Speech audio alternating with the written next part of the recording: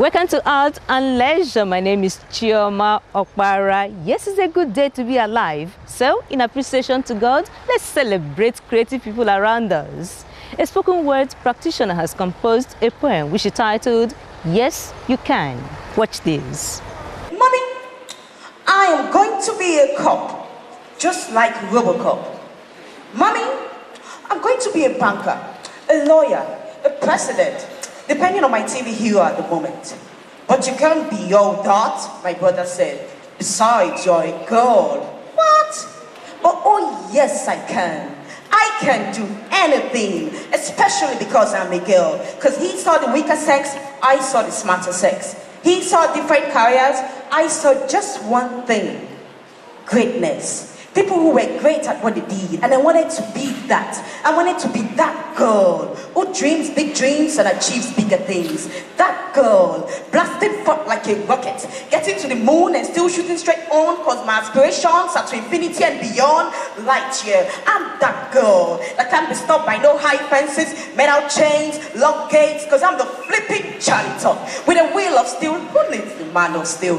This superwoman can do anything. I will do everything I set my mind on, because I am that girl. So high, I stoop to pick the stars. No blow, take die. I am high on divine supply. I visualize things I can't even begin to verbalize, and bit by bit they're getting actualized. Realize, though it hasn't yet actualized, I am destined to do things that will leave the world paralyzed. In shock, I vaporize my fears, analyze my SWOT, and barge into victory like a one-woman SWAT team, cause I am that girl who tap dances on WhatsApp with blazing eyes of fire, fully charged naked wire. I am set to set records that will set the whole world on fire. I be on everyone's lips. Forget Lupita, gunning for your crown on Forbes Opera. Yes, I can, Obama, cause I am that girl. We dream so wild, I should be caged. Goals so many, goalkeepers shake. An explosive with just one finger on the stopper. Can somebody stop her? No, ma'am, I'm unstoppable. If I set my mind to it, I do it. Whatever blocks my way, I smash it. On my worst day and on your best day, you still can't stop me. With God for me, you still want to mess with me? Seriously? You still want to mess with me? I will take you, but it wouldn't be a fair fight. So I'm going to pick on someone my own size. They're trying to race, they're eating my dust. They're matching the brakes, I'm hitting the gas. They're playing it safe, I'm hitting the safes of man creativity, ingenuity, busting forth the gifts and talents from the Trinity. Cause I am that girl picking up a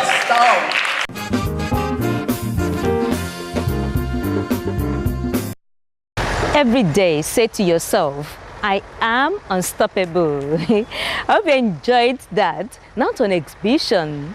Life in My City Art Festival is in its 7th year. It is an annual art competition for Nigerian adults who are not above 35 years old. The grand finale takes place every October in Enugu. Now, works for the competition are collected from different states, which are grouped into zones. In Lagos, 71 works were collected and they were displayed at the exhibition hall of the National Museum in Onika, Lagos. Let's see the exhibition. 71 works were submitted by 50 artists. Different art forms are represented here. The title of my work is A New Dream. Here I used a tree to symbolize our thoughts, because oftentimes we always talk about that which is negative, that which we do not want to see, and they keep happening. So I want each and every one of us to start having new thoughts, new good things, thoughts of what we want to see, of the changes we want to see. And when we start thinking about all these changes, they'll take form and they'll start to grow.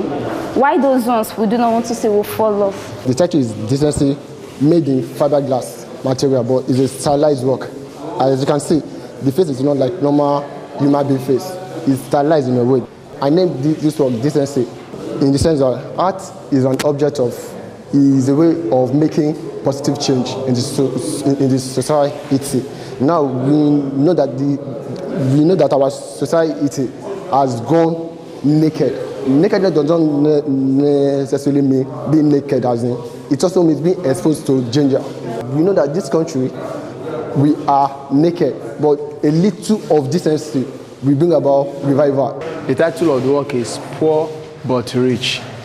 Poor but Rich. And the purpose of doing that very work is to let people know that even though if you have, if one is poor, despite the fact that the idea is there inside, the person is definitely rich. I titled this Selflessness. Basically, the medium is beads on board. I'm trying to talk about selfless services, selfless acts.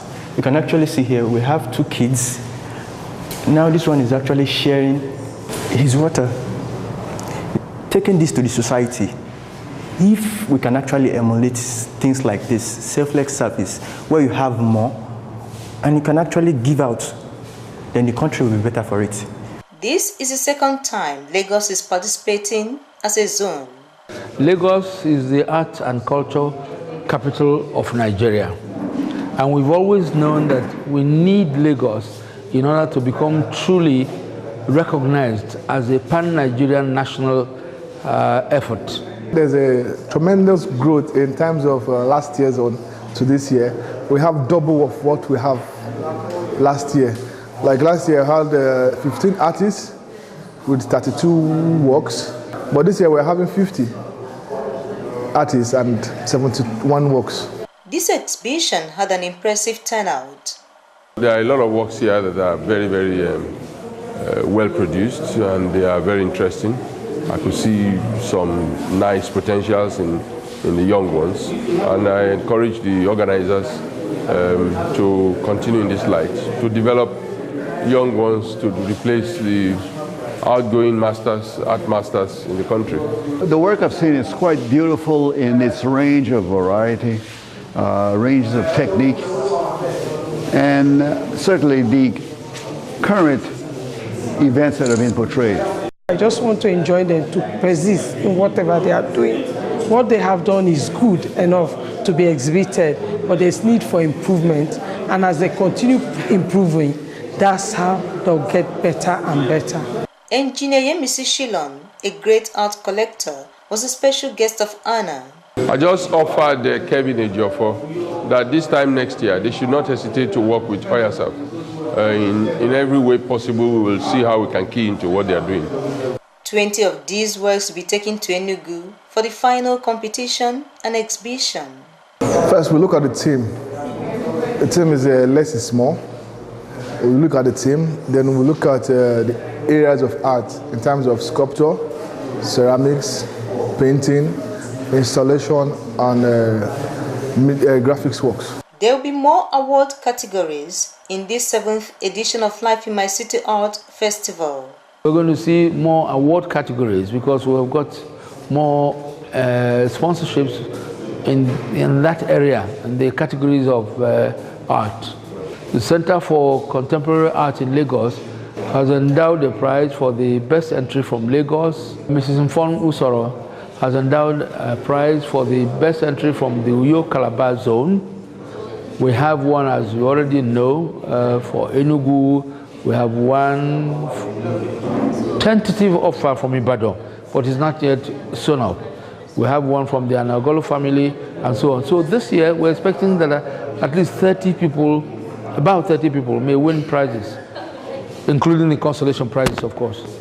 Come October, Enugu State will play host to artists and art connoisseurs from different parts of the country and the world in a week-long festival.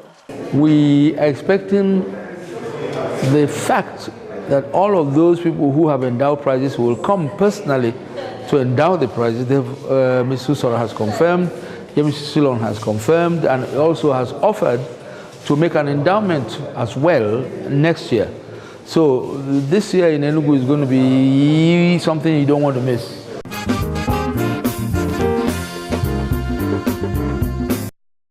Great works. Well done, Life in My City Art Festival team. Our next report is about 12 artists who have different art leanings. They decided to go back to the basic of art, which is drawing. The exhibition we're about to see is titled Thought in Lines. Let's welcome the group called Artzero. On display are works that border on different subjects but executed in the same art form, which is drawing. Shey Ajayi celebrates perseverance in women. This is Gary Oloyo. This is a representative of our women folk. Some of the things that women go through to contribute their quota in the upkeep of the family. My interest really is in the arrangement of the different bowls of gari the woman is carrying. They are delicately placed one on top of the other, and with joy she moves around. Adebesia Adedamola encourages us to appreciate the beauty of the human form. There's one of my picks is nude actually. I believe in documenting the beauty of the body endowment, using a pencil medium. As you can see, this is a pencil on canvas. And the title of the work is Awaken. You can see it's the back view of a lady.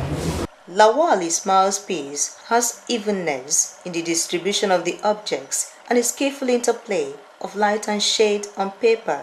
The piece behind me here is titled Out of Shelter. It's a still life drawing. The medium is charcoal and pastel. The fruits represent humans, while the kettles and the bowls represent shelter. So, as we humans, we leave our shelter every day to look for daily bread, so as the fruits spilling over the bowl in search of daily bread. The white cloth at the foreground indicates like a bright future for them, while the dark cloth at the back represents their past. Babatunde Osho's work addresses survival instincts and everyday social interactions. This is Fishing Spree, a popular Agogon festival that is commonly in the north. Actually, the logic behind this, my work particularly, is I like to document stuffs, because I believe very soon this kind of event might be out of occasion. Everyone must go to school, says Babatunde Ogunlade. I put a local lantern, a book, and a piece of pencil and drawing and everything. The work is mainly talking about education, the importance of education in our community. So that I believe that the best gift for every child is the education, and the education is the best legacy. Jukes Celestine's drawings are exquisite and quite entertaining. Third Mainland Bridge, the beginning of Owuroshoki end of it. I got this caption to Unilag Garden. I was sitting at Unilag Garden where I did the work. So I actually used pen and stone as a unique, when I say stone, it's a kind of unique material that came from China. So you dip your brush on this and touch the stone and use it as watercolor. We call it watercolor, but it's a special medium now to produce that.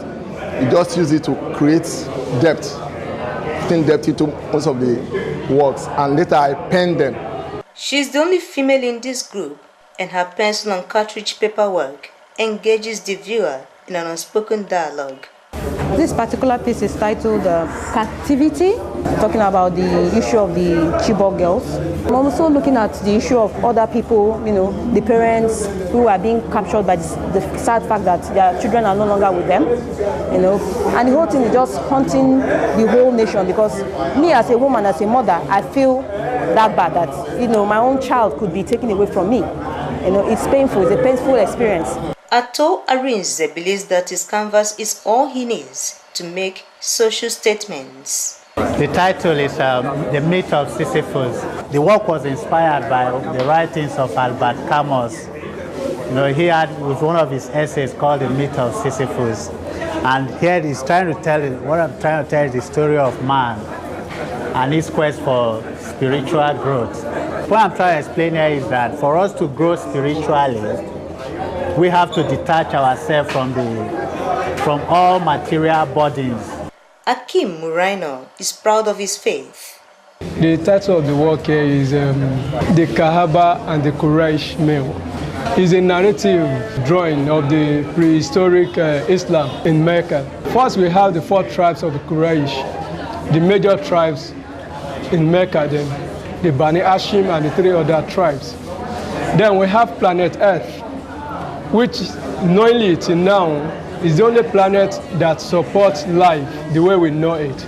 You have other lunar planetary bodies, but the one on stage, which is the stage riser that support life now, is planet Earth. That is why it's coming on stage when the curtain has been raised. Of course, when the curtain is raised, we have many tribes, many nations, which are represented by different flags. We have people of all races here. Annually, during the Hajj period, they converge at Mecca. And the only flag that's going to be most supreme is that of Al-Islam, because they are going there to fulfill the injunction right of being a Muslim, one of the 5 pillars of Islam, which is Hajj. Mukaila Ayuade studied fine art at Yaba College of Technology. He's based in America. Keke Chidi is a multi-talented artist whose works have been exhibited at home and abroad. Though a quantity surveyor by training, Busayo Lawal works well with gouache on paper and other media. This is the 2nd edition of Art on Paper brand series by Artzero. This is a brand from Artzero, Art on Paper. Art on Paper is a brand of Artzero which we are working with. Of course, we started in 2004 with Talent Francais, where we feature about 12 artists, and it's just drawing the basic, because mostly now some artists are shying away from drawing. Artzero is an art group which has been in existence for more than 10 years. It's open to all artists, professional artists, young artists, mid-career artists, and also people who take art as a hobby. There are more things to expect from this group. From next year, we're going to reintroduce most of our programs, like the Art on the Mainland and the Artzero bi-monthly forum. This exhibition is going to be yearly. Every August, we'll be here to showcase works. We call it works on paper. Artzero is for both young and accomplished artists.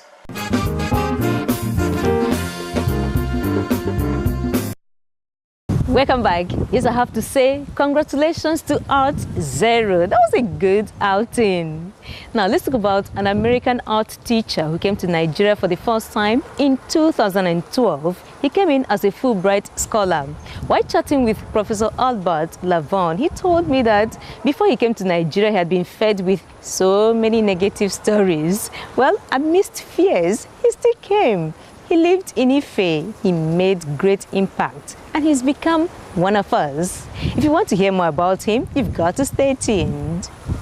In the last 2 years, Professor Albert Lavergne has been to Nigeria 3 times. He came to Obafemi Awolowo University in 2012 on a Fulbright lecture and research grant.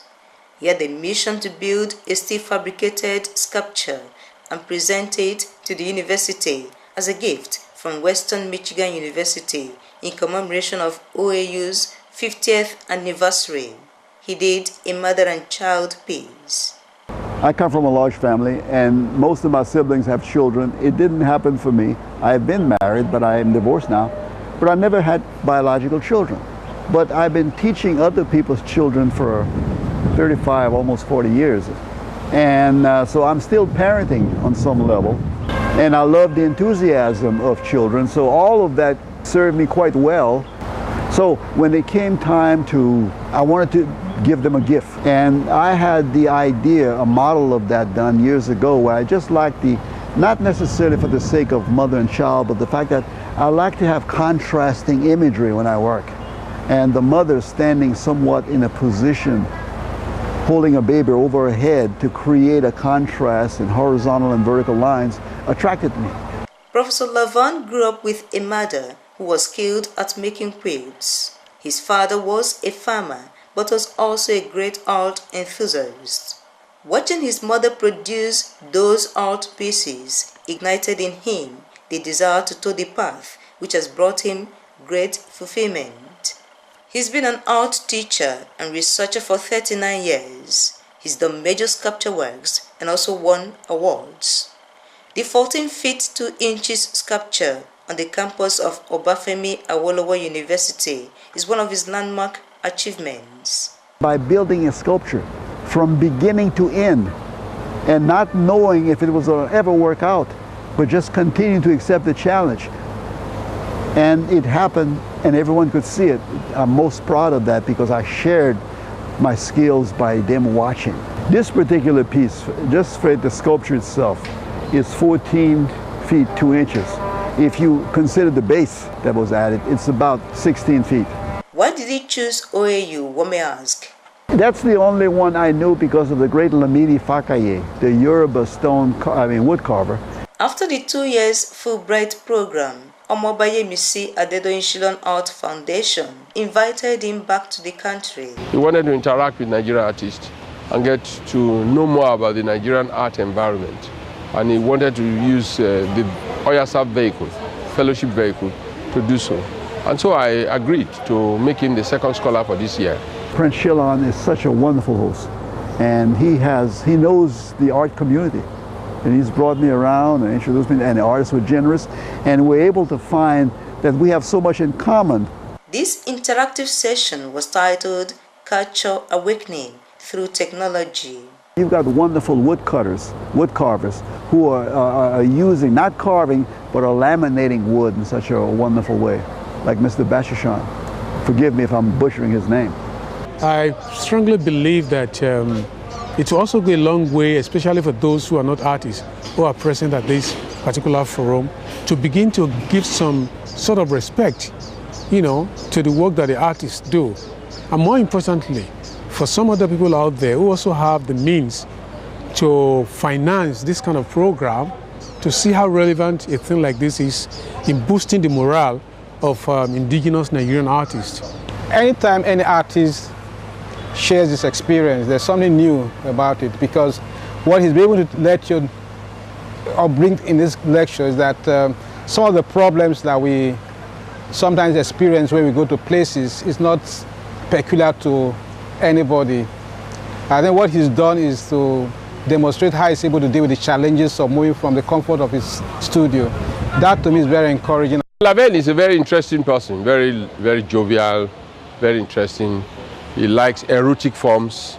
I can tell you that, he's easily captivated by works of art. Professor Albert Lavergne had fears about coming to Nigeria, but he came, nevertheless. Getting to know the Nigerian people and realizing that we're similar in so many ways, more than we are in contrast to each other. But when I first arrived, you didn't see that because they had given me an orientation that told me only about the negative, that I had to protect myself and be concerned with that. And it was overwhelming me because of the fact that I can't work if I can't just sort of interact in a personal way. And when I began to do that, the culture was quite understandable. The people were quite agreeable with me. Your food is much spicier than ours. So they prepared me with packages to fight the diarrhea that goes with different food. However, you have access to food that has no preservatives. That is better. In America, everything is preserved, so they put chemicals in there to make sure they preserve, and they put a lot of sodium in it. Your food is directly from the animal to your table, and your fruit, you have so much of it. I began eating your food and beginning to adjust gradually, because if I would go to a restaurant and I'd eat the jollof rice and the other things, it's just too much. Once I got my apartment, I could cook white rice and begin to integrate that with your meal so that I can make the transition. I enjoyed the moi moi a lot. Okay. And I enjoyed the suya, particularly the goat suya. Just there's something about the texture. But the seasoning was a challenge. But, like I said, I was 20 pounds lighter when I left, and healthier, because I was eating food that was more honestly nutritious for me.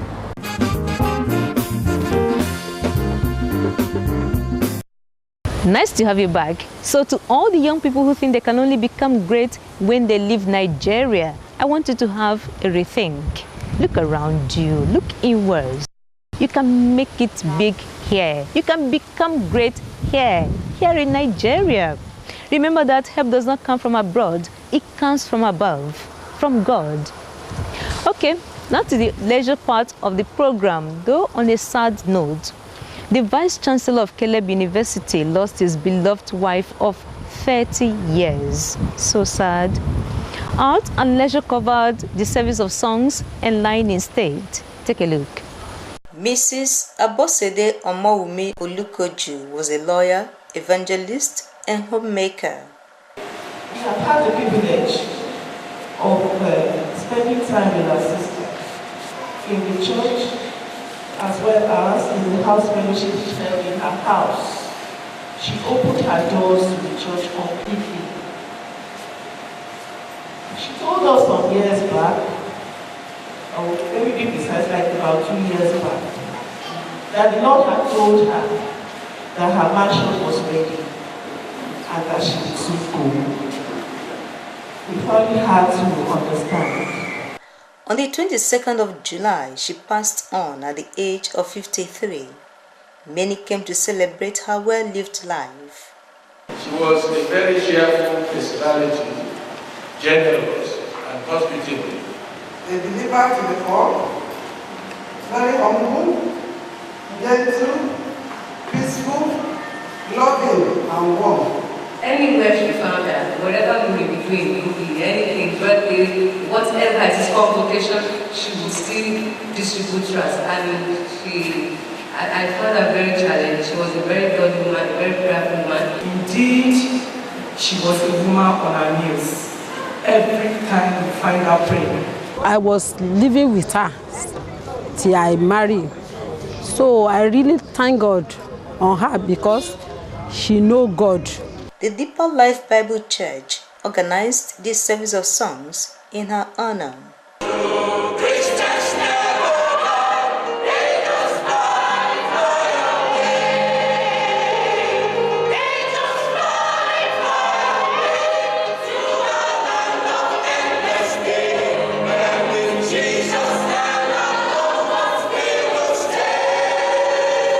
Professor Taiwo Akinyele based his message on 3 principles. Principle number 1, ask, it was good. Principle number 2, discard, admit. Principle number 3, decision determines destiny. He encouraged everyone to give their lives to Christ, live well, and make heaven. The line instead gave her loved ones the opportunity of having a look at her again. Compiled by late Mommy Abosede Omowumi. I start with the last one, titled The Dust. Dust is one of the most unappreciated creatures of God. It irritates both the mouth and the nostrils. When the wind blows, when the dust settles down.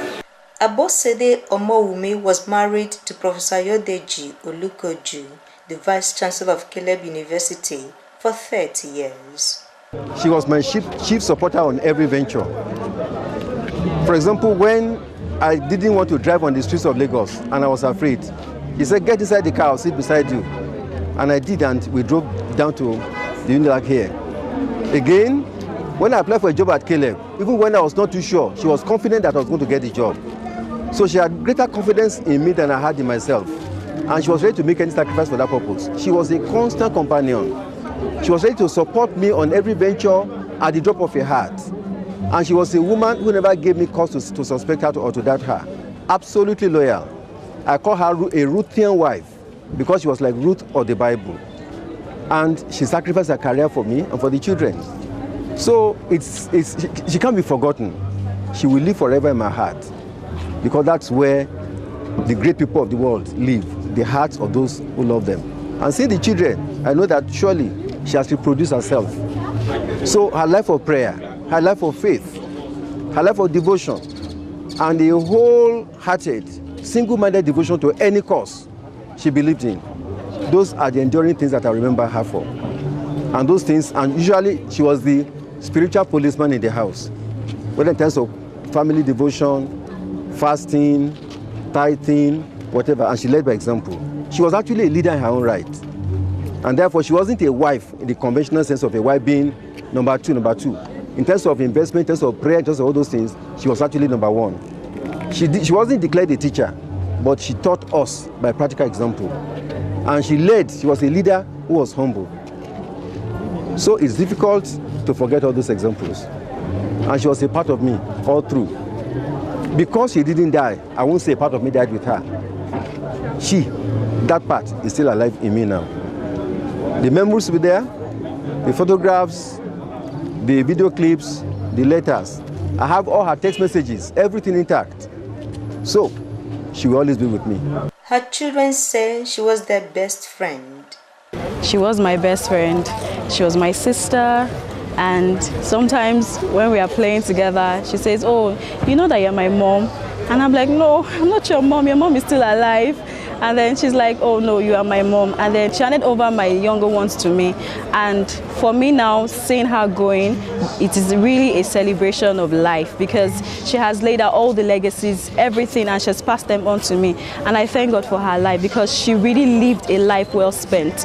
And today, I'm a product of all the good things she has done for me and done for others who are her children, not just only us as her own nuclear family, but every other person too around in the church, in the neighborhood, and every other person. So I'm really glad today that it's a privilege for me, for her to raise me up. And even though we stayed for just a very few number of years, I'm glad today that truly I have this privilege that my mom raised me up in the way of the Lord. My mom, as my best friend, she was my confidant, she was my lover, she was my deep supporter. She knew everything that I even faced, even when I thought she would understand. She was the kind of person that inspired us to do better things. Even when I didn't have hope, I didn't have faith, she was there for me. She supported me. And for me, it's like my best friend has gone, but I know she's still here with me. Then she was one person that I knew that if there was any Christian in this life, I knew she was a Christian. She always prayed, taught me how to fast. She was just like a part of me. And for me, I'm glad that she was my mom. She was a friend, a mom. She was everything we wanted her to be. She was always around whenever we needed her. She would pray with us, she would talk to us, she would counsel us, she would always sit us down. She was a trainer, true indeed, she was a trainer, but it was just impossible, leaving her like that. It was painful losing her. She was always there for us. When I was much younger than this, she trained me, she brought me up, and she was encouraging, pushing us further and further, always telling us that we can do better, we can do more, and we can go further. I thank God that she's in a better place now, and all is well. Mrs. Abosede Olukoju was buried in Akure, Ondo State. Family and friends believe she's with God in heaven.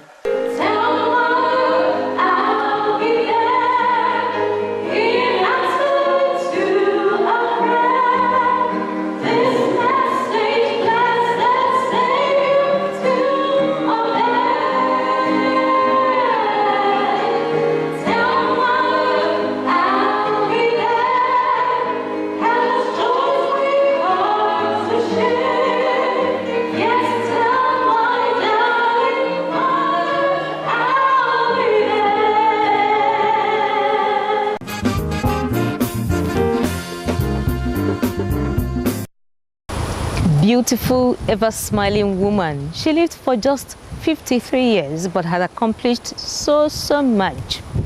Well, what more can I say? Those of us that are still alive, let's live righteously. Christianity is about making heaven. It's not about making money. Win souls for Christ. Well, that's been Arts and Leisure today. I pray that God will give the Olukojus the fortitude to bear the loss. You can watch more episodes of Art and Leisure online on www.artandleisure.com.ng.